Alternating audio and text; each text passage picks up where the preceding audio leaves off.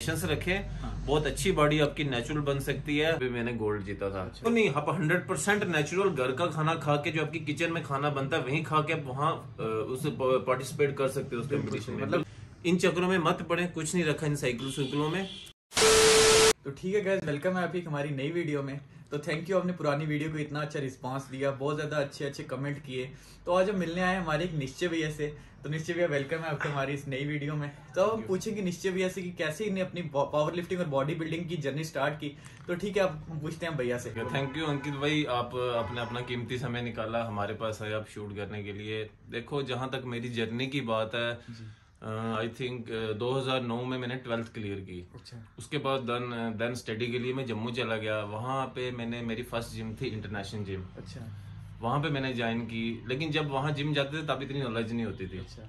वहाँ पे फिर ज्वाइन की। वहाँ पे हम मतलब बॉडी बिल्डर आते थे, बहुत बड़े बड़े बॉडी बिल्डर। वहाँ उनसे मिले, उनसे दोस्ती वगैरह हुई, तो उनसे थोड़ी नॉलेज गेन की। अच्छा। फिर 2013 में मैंने अपना पहला कंपटीशन जीता था पावर लिफ्टिंग का। अच्छा। जिसमें मैंने 170 kg बेंच मारी थी। बेंच प्रेस का कंपटीशन। हाँ जी, पावर लिफ्टिंग का। तो आपने जैसे कि जर्नी आपने बताई कि 12th के बाद स्टार्ट की, तो किसी को देखा या कोई आइडल था कि हाँ मैंने भी इसकी तरफ बनना है? या क्योंकि पहला जो बंदा होता है ना, वो ऐसे जिम में नहीं जाता। किसी को देखा होगा आपने, कोई बॉडी बिल्डर या किसी को? देखो, मेरा कोई आइडियल तो नहीं था, मेरा एक फेवरेट था जिसका मैं फैन था। वो था रेसलर था जॉन सीना। अच्छा, जॉन सीना। हाँ, मैं उसको फॉलो करता था, लिटिल बिट फॉलो करता था। मतलब कि उसकी रेसलिंग जब भी होती थी मैं देखता था उसको। अच्छा। तो मतलब कि आप मानो कि जब उसकी रेसलिंग होती, जब वो हार जाता था फाइट, मुझे सबसे ज्यादा गुस्सा आता था कि वो हार कैसे गया। अच्छा। मतलब इतना मैं उसका फैन था। अच्छा, तो आपने फिर पावर लिफ्टिंग का कंपटीशन से पहले आपका कोई कोच रहा जिसने कि आपको हाँ, गाइड हमारे किया हो? अमित भैया कोच थे जम्मू में। अच्छा। वो हमें गाइड करते थे, तो उनसे काफी जो अभी भी नॉलेज चल रही है हमारी, उन्हीं की नॉलेज दी हुई है, जो अभी भी उसको आगे बढ़ाते जा रहे हैं और लोगों में बांटते जा रहे हैं। क्योंकि ट्रेनर का इसलिए पूछा क्योंकि ना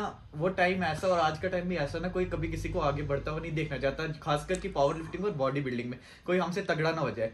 तो आपके साथ कभी ऐसा हुआ है कि किसी ने आपको गलत गाइड किया हो? क्योंकि वो एज भी वैसी होती है, उस टाइम बंदा चाहता है कि हाँ बॉडी बन जाए, हम भी तगड़े हो जाए। तो कोई था ऐसा जिसने आपको गलत गाइड देखो किया? भैया, आपने जहाँ तक गाइडेंस की बात की, मेरा एक कोच था अमित भैया, जिसका भी मैंने नाम लिया। उन्हीं की गाइडेंस में मैं रहा। मैं किसी और के अंडर गाइडेंस ली ही नहीं मैंने। अच्छा, मतलब स्टार्टिंग से उनकी? मैंने किसी और के अंडर गाइडेंस ली ही नहीं, या तो उनके अंडर ली थी 1-1.5 साल, फिर मैंने अपनी गाइडेंस अपने अंडर ही ली। मुझे खुद ही नॉलेज आ गई थी कि कैसे करना, क्या करना, डाइट क्या लेनी है, क्या लेना है। अच्छा, जब आपने स्टार्ट किया तो आपको रिजल्ट, मतलब कि कुछ होते हैं ना कि इनको बहुत जल्दी मिलने लग जाते हैं बॉडी में, तो कुछ होते हैं जिनको थोड़ा लेट। देखो अंकित भाई, जहां तक आपने रिजल्ट की बात की, रिजल्ट का क्या होता है भैया अंकित भाई, अपनी अपनी बॉडी का होता है।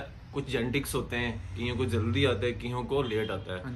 लेकिन जहां तक मेरा एक्सपीरियंस है, मैं अपनी बात कर रहा हूँ, क्या होता है कि जब एक आदमी अगर लॉन्ग टाइम से वर्कआउट कर रहा है, एक ही वर्कआउट पैटर्न को फॉलो कर रहा है, कुछ देर के बाद क्या होता है कि उनकी बॉडी यूज टू हो जाती है।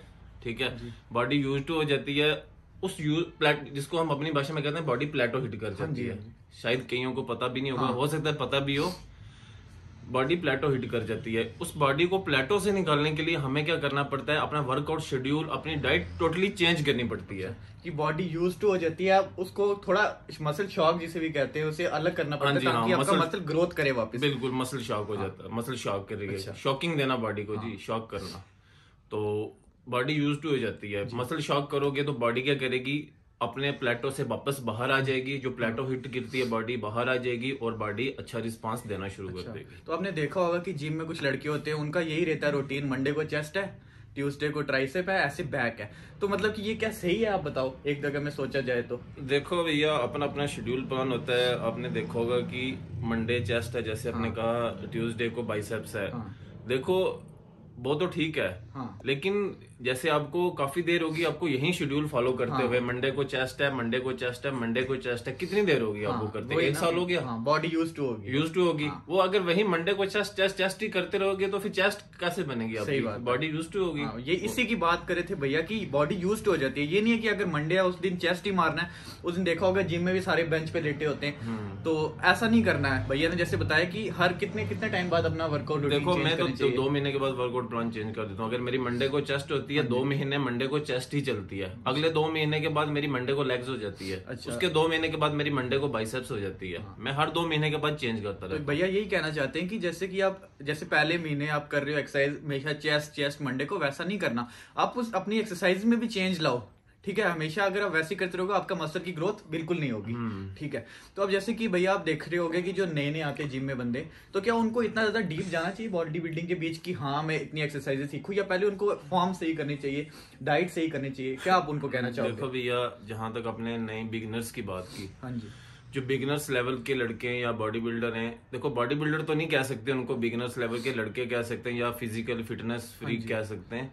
होता है क्या है कि पहले अपना फ्रेम सीधा करो, ठीक है। अब अपना फ्रेम, पहले तो अपना गोल सिलेक्ट करो, आपने करना क्या है। बॉडी बिल्डिंग करनी है, ये पावर लिफ्टिंग करनी है। बात बोली। बॉडी बिल्डिंग और पावर लिफ्टिंग में जमीन आसमान का फर्क है। बॉडी बिल्डिंग की डाइट अलग है, उसकी एक्सरसाइज अलग है। पावर लिफ्टिंग की डाइट अलग है, पावर लिफ्टिंग की एक्सरसाइज अलग है, जो कि आजकल के लड़के समझते नहीं है। सही बात। ठीक है, डाइट खा रहे हैं पावर लिफ्टिंग की, कर रहे हैं बॉडी बिल्डिंग। अच्छा, डाइट खा रहे हैं बॉडी बिल्डिंग की, कर रहे हैं पावर लिफ्टिंग, तो फिर वो कैसे पॉसिबल होगा? फिर कहेंगे रिजल्ट नहीं आ रहे, रिजल्ट कैसे आएंगे? अब हम बात करते हैं, भैया ने अपने ट्रांसफॉर्म किया है। आप लोग अगर देखा ना होगा, पिक्स अब आपको दिख रही होंगी, तो भैया कितना बॉडी वेट था आपका जब आप पावर लिफ्टिंग कर रहे थे? देखो भैया, जब मैं पावर लिफ्टिंग करता था, अभी शायद इसी साल, मुझे करेक्ट याद नहीं है, अप्रैल मई की बात है।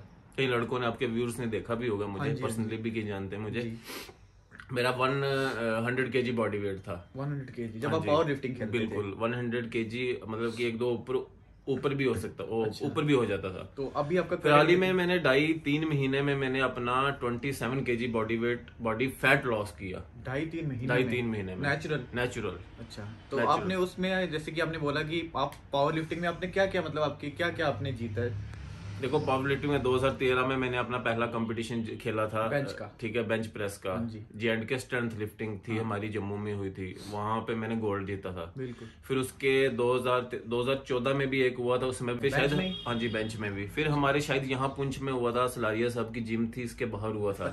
याद होगा शायद आपको भी, यहाँ भी मैंने गोल्ड जीता था। अच्छा, तो फिर मैंने काफी देर से बल्किंग फेस में था। फिर मैंने सोचा अब क्यों ना बॉडी को थोड़ा ट्रांसफॉर्म किया जाए। काफी देर से मैं बल्किंग में रहा, मैंने कहा अब देखूं श्रेड होके कैसा फील होता है। फिर मैंने अपना माइंड बनाया कि मैंने अब श्रेड होना है, तो फिर मैंने अपनी मेहनत की, अपनी लगन से, मैंने अपनी नॉलेज से, मैं 2-2.5 महीने में श्रेड हो गया, आपके सामने हुआ। बिल्कुल भैया की हम आपको और पिक्स भी अभी दिख रही होंगी, भैया ने कितनी अच्छी ट्रांसफॉर्म की है। तो भैया कई लोग सोचते होंगे कि नेचुरल ऐसा पॉसिबल नहीं है, तो आप उनको क्या कहना चाहोगे कि नेचुरल ऐसा अगर आप कर सकते हो तो कोई भी कर सकता है? या देखो भैया, जहां तक अपने नेचुरल की बात की, नेचुरल पॉसिबल है या नहीं, देखो भैया नेचुरल फेस क्या होता है कि जैसे हम हैं, आप हैं और हमारे लड़के हैं पुंछ के, ठीक है।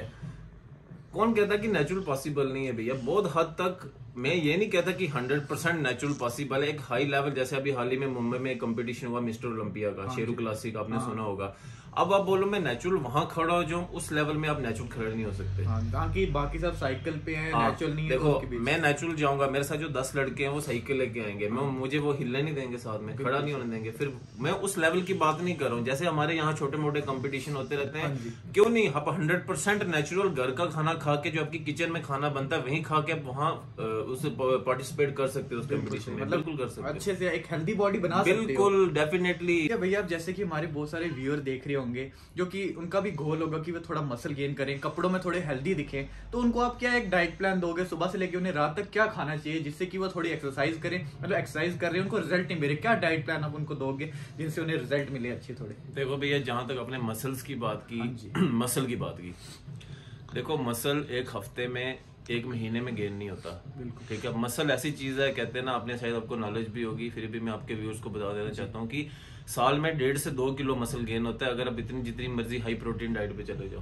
अच्छा, जितनी मर्जी हाई प्रोटीन डाइट पे चले जाओ, अच्छा वर्कआउट फॉलो करोगे, अच्छी डाइट लोगे, एक साल में 1.5 से 2 किलो मसल आपका गेन होगा, नेचुरल।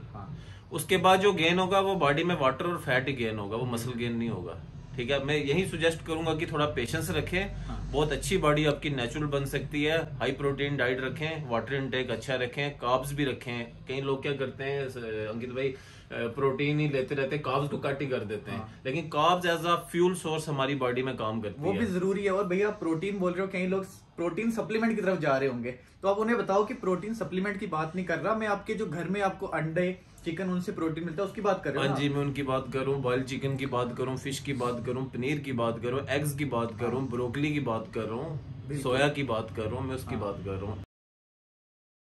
देखो भैया, जहां तक आपने हेल्दी बॉडी की बात की, साइकिल की बात की आपने, देखो साइकिल हमारे लिए नहीं बनी है भैया। साइकिल जो हाई लेवल के एथलीट्स हैं, हाई लेवल के बॉडी बिल्डर हैं, वो उनके लिए बनी है। वो क्यों उनके लिए बनी है? क्योंकि उनका प्रोफेशन वही है।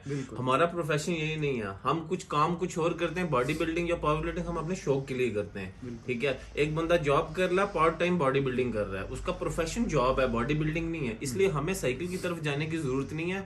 और मैं सबको यही कहता हूँ कि अच्छा खाएं, अच्छा दिखें, इन चक्रों में मत पड़े। कुछ नहीं रखा इन साइकिलों में। अच्छा खाएं, जो खाओगे वही दिखेगा। अच्छा खाओगे अच्छा दिखेगा, गंदा खाओगे गंदा दिखेगा। अच्छा खाएं, क्लीन डाइट खाएं और क्लीन दिखें।